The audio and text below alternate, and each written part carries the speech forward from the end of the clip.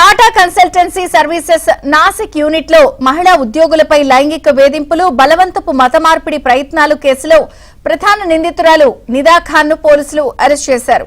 ఛత్రపతి సంభాజీనగర్ కు నిదా ఖాన్ ను అదుపులోకి తీసుకున్నారు.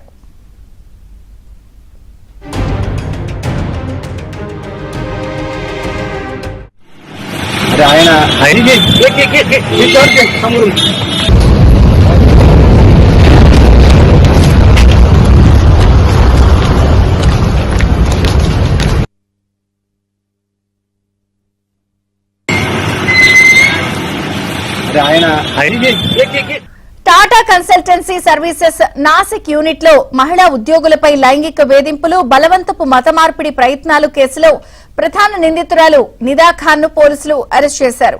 ఛత్రపతి సంభాజీనగర్ కు నిదా ఖాన్ ను అదుపులోకి తీసుకున్నారు.